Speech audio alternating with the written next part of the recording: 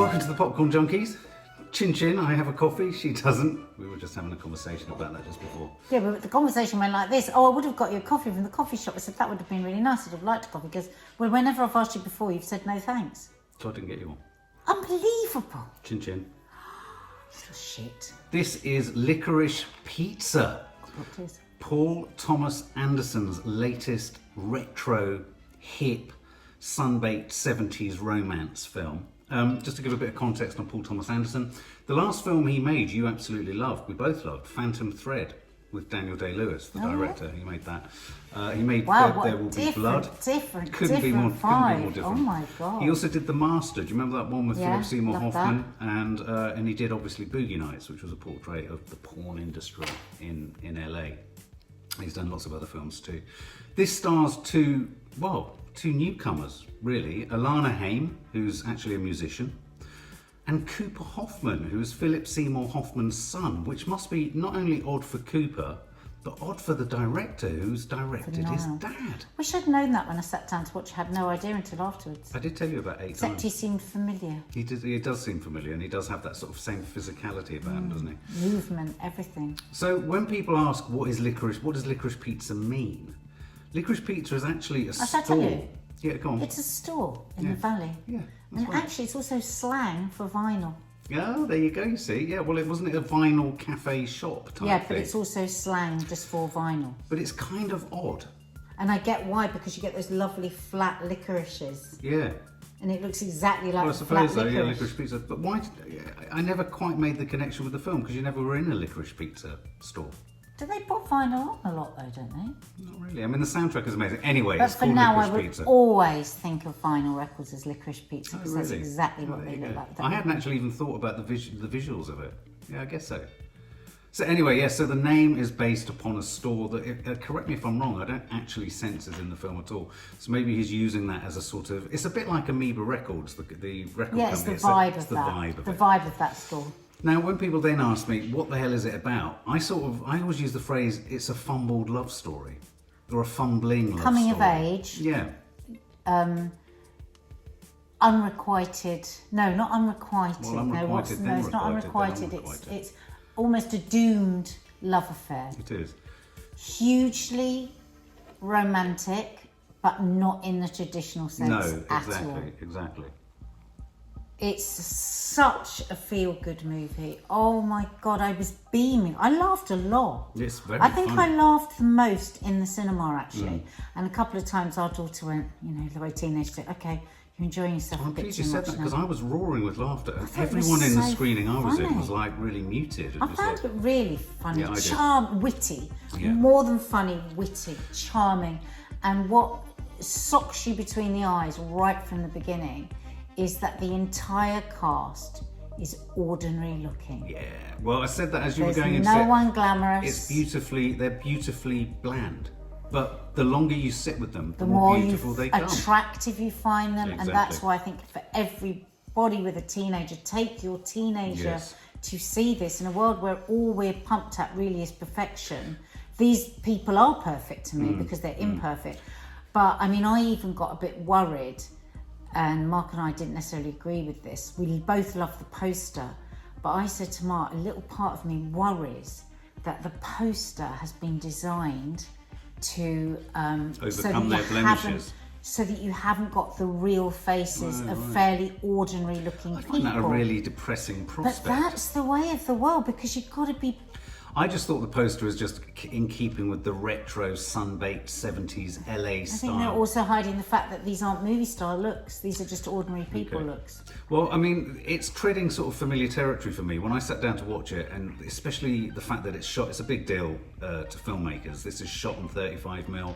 A lot of the screenings are happening in 35mm. And Paul Thomas Anderson, a little bit like Christopher Nolan, and Quentin Tarantino, is a big fan of the grain and the granular that you get from filming on film, which of course really kicks to the back of the net that whole sense of nostalgia in the 70s. This film manages to park us in the 70s infinitely more successfully, I feel, than Quentin Tarantino's Once Upon a Time in Hollywood, which is kind of going for the same thing, because even that film, which you should check out anyway, You said it was awful. Well, it was boring. I haven't got time to Parts watch the real life characters within this fiction, which is what happens here. If you think of the Sean Penn character and the Bradley Cooper character, they are real people slotted into this fiction. So anyway, going back to they are playing characters. Yeah, they are. But going back to the characters, you're right. They have blemishes. They're not perfect looking. They're ordinary. They're relatable. But they have sparkling, deep, characterful personalities, and you fall in love with all of them. Yeah. So let's talk about Cooper's character, Gary. I mean, right from the first second that he makes an appearance, you're just thrown again. I mean, I don't want to keep going on about this, but I also do, because I think it's really important, and maybe there's a shift in casting. You're struck by, well, my first thought was, to be honest, he probably won't be in this all the way through, because he's not traditionally a movie star. When I first saw it, not because I think you're fickle or shallow, not at all. No, it's just the reality. Yeah, no, I thought, I wonder if these characters aren't going to be attractive enough looking for someone to sit with for an entire 2 hours. Isn't that a terrible thing to say? No, it's not really whether we as the audience, but whether the producers will allow that, whether the money handlers allow that. So I thought, in the first few minutes, but then I thought, my God, he's such a star. I mean, his charisma, he's leaping out of the screen at me, and I love him. Yeah. And I was hungry for every scene. When's he back? And he's hardly off screen. No. But for the few seconds he is, he's like, where is he? Because he's brilliant. But what I love about him, he's this, to the outside world, he's this sort of overqualified entrepreneur. He runs a PR business with his mum. No, but hang on first, he's school. 15, he's in school. He's got this heightened sense of who he is, but it's such a brimming confidence, isn't it? And belief and self-belief. He runs a PR company with his mum, representing small local businesses, one of which I have to give a special mention to is a local Japanese restaurant. Where I have to say one of the funniest, possibly most politically incorrect funny scenes. Well, my daughter, who was sat next to me, couldn't laugh because she's obviously of a different generation, but it's the kind of stuff that would have been shown in a 70s film. Yeah, I mean, it was almost illegally funny because I heard everyone in this. It's genuinely laugh out loud funny. So what happened in our screening was everyone went.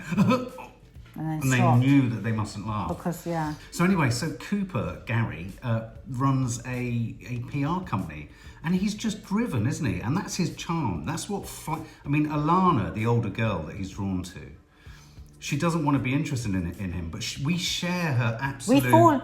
We fall for him with her. She's 24, he's 15. He has a kind of confidence that nobody can resist.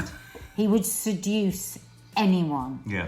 And he's got real chutzpah. He's got real drive. He's got all of this. He's got a sprinkling of arrogance, but all of this just comes from a really incredible place. He's just an incredible personality. But it's the way he's got that swagger and that pull when he walks into restaurants. They know him. He's 15, and he can get a table. It's just such a delight. It's such a delight. He's an actor, which kind of leads me to one of my next favourite scenes, which when you came out, you were like, the casting director. Oh my God! How could I have forgotten about that? I'm going as far as to say it's the greatest tiny part, one scene part that I've ever seen in any movie ever. Held in extraordinarily unflattering close-up. This close. Of a woman. Basically, Cooper brings Alana to his agent because she expresses an interest in an agent. Oh yeah, an agent. That's right. Yeah, you're right. And so the agent is sat there and he introduces her. And how would you describe... You don't need to say much more. No. Just watch out for that scene because you see the manifestation of this business we call show. Totally. Where you've got all that she morphs in and out of all these different parts of her being. It's just... She's remarkable.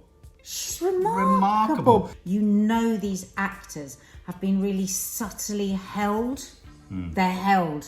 They are brave, and with everything they're doing, they're taking chances, they're taking risks the entire time. I mean, Alana, the girl that he falls in love with, the 25-year-old, she's not even an actress. She's a musician, singer. She explodes in and out of every scene so brave. Oh Again, my that's God. a director. Yeah. The director He's here. given them Because the look ownership is of amazing. this film. He's given Yeah. them ownership of the space. He's given them ownership of the Yeah. characters. So the look of the film and that he's created, the shots, all of that is amazing. But it's the subtlety, what he's done with those actors. Well, they're embedded in that era. They're parked in that era. I mean, it's so... I can't even begin to tell it. I came out of it feeling like I'd lived a little chapter of my life in Los Angeles in the 70s. I would say I felt utterly joyful all the way through it. I'd forgotten all these other stars that were in it. I didn't need them. No. I was having the best time ever. Yeah. And then suddenly Sean Penn was in it. Now, hang on. Let's just pause for Sean. Sean Penn again plays a real actor, Jack Coney. Or I don't think we should say Jack too Holden. much. But put it this way, there's nothing not to like about a manically smiling and roaring with laughter Sean Penn on a motorbike hurtling very quickly towards fire.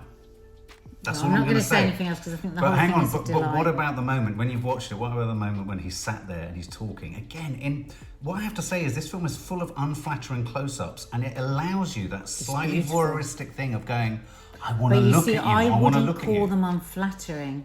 I would say the complete opposite, because every actor, you know, every part of their face and their soul, because you're so in it with them.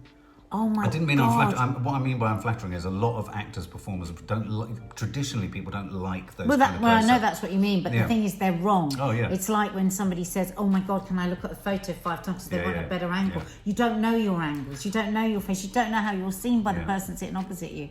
And that to me was a delight, because it didn't feel like, you didn't feel the hand of the styling with the actors. But Sean Penn has this one particular moment where he says he can't talk about career, and then talks about career. It's brilliant. It's Male brilliant. egotism. So you have him, and he's knocked you 6 different ways because it's so brilliant, the scene. But very swift. And then you completely forget that Bradley Cooper, and when he came on the screen, I said, oh my God, it's Bradley Walsh, and Kiki went, it's Bradley Cooper. Because I was obsessed with him in A Star is Born. It's one of my all-time favourite films. I have to say, I think he's having a little bit too much. He's got something going on. His face His has become face has airbrushed. changed. But he was genius in it. Yeah, he plays Barbara. I still can't believe what I witnessed. No, he's just such a sort of weird, oddball, creepy director slash... Was he a hairdresser before he was a director? He was basically married to Barbara Streisand. Streisand. I think he was a performer. He was in Streisand. like an Elvis Oh, was suit. he? I thought he was also became a director as well. Everyone, even the tiniest cameo parts, the very camp But you know what I found so... butler kind of guy God, that he has. Great. He was PA, brilliant. His He only had a couple of lines. He was fantastic. Yeah. But this is the point. It's like, you know, often set dressing, production design, set design gets all of the kind of shout outs. This delivers on all of those fronts. For example, nothing manifests the 70s more than a waterbed. And the whole waterbed business that, you know, Cooper Hoffman's character runs, the selling of them, the installing of them. You're like, but what's clever about the waterbed thing for me was it parked jeopardy in every single scene. Yeah, I kept thinking it was going to burst. Yeah, I won't tell you exactly. whether one does or not. But No, absolutely. No, it's sheer genius. There's one, it goes a little baggy at one point for about 12 minutes. There's something went wrong there with the editing. We lost our way a little bit. Right, yeah, I agree. And I was like, please don't let this collapse. But then it came back. But would you agree? It was I would agree. I think there was a point where what I liked about Alana's character was you felt the malaise of being a 24, 25-year-old. She's got that sense that she's much older than Cooper, who's this incredibly ambitious, hungry, voracious... I mean, at one point... Who brings out the very best in her. Well, he does, but also she sort of moves about, she agitates with the career, she wants to be an actor, that obviously doesn't take off. She wants to be a political activist, and so she wants to help the Benny Safdie character. But that's what I love about them. They're both entrepreneurs. Hungry. They're both hungry, and they both were in competition with each other. Yes. And they were both a jack of all trades and master of none. Yeah, absolutely. And I quite like jack of all trades. Yeah, absolutely. And so the whole film is really the process or not of the two of them. Will they, won't they? Will they, won't they? The greatest, Perfect. The greatest theme ever. Oh, whether it's a film, a series, will they, won't they? It never ceases. My dog, you should see our dog. She's just staring at you lovingly. She's saying, how come you went to see Licorice Pizza without me? So in summary, I would say I think Paul Thomas Anderson has effortlessly out Tarantino Tarantino was aiming for this kind of film with Once Upon a Time in Hollywood. That's going to cause a lot of upset to Tarantino fans. I'm a huge Tarantino fan. This, as you rightly say, for me, this was the perfect love story. It was a perfect coming of age story. It was it's sense of time. Do you know what? It was really sexy. It was, yeah. I found it very sexy. Yeah. Because it was just the freedom of youth. And also the freedom. The constant hunting around. But let's not forget also, I saw it with my mum, and she said she was reminded of the sense in the 70s of anything was possible. Yeah. Everything was possible. Yeah. I mean, things are... And you could do something, you could be the first to do it. Yes. So there is no first. What are the firsts now? Like when he Everything's been done. He starts a pinball, but he starts about 8 businesses in this film. It's quite remarkable. So if you were to summarise... But there's no gratuitous sex. There's no gratuitous violence. No. It is just a romp through youth. Yeah. Are you confident that everyone would like it? Do you think it's a No, Marmite film? don't. I would never say about any film that everyone will like it, but I think the absolute majority would. It's joyful. It is. It's There is a feel-good. baggy 10-12 minutes. I also it's think joyful. that they missed a moment to end it. I thought there was a moment they should have ended it, where they didn't. I would give this film a stonking 100 out of 100. I'd fully recommend it to everyone. What, even with the baggy 10 minutes? Well, I didn't even feel the baggy 10 minutes as much as you felt the baggy 10 minutes. Well, listen, I felt the baggy 10 minutes and I was never going to discuss it. And then I said to my sister yesterday, you've got to go and see this film, I know you love it. She goes, yeah, my friend Tracy saw it. She said it was a bit long in one point. I went, well, no, it was just a baggy 10 minutes, but it recovered. So I now feel responsible because I don't want you to be frightened. If you hit the baggy 10... No, but there is not a baggy 10 minutes. Because I got frightened and I thought, oh no, it's going to disappear into nothingness. Right. It doesn't, No, it recovers. It does recover. Not that I think that it doesn't recover at any point. So anyway, I think it's a cracking film. If you want to smile all the way through a film. Yeah. And for me, I tell you what, I walked out and I felt like I had my own memory of growing up in LA. Yeah, that's how I was left. It gives you ownership of like, their lives. I've had a dream. I've had a dream. For more film and family fun, don't forget to click the subscribe button and make sure to click the bell to never miss an update.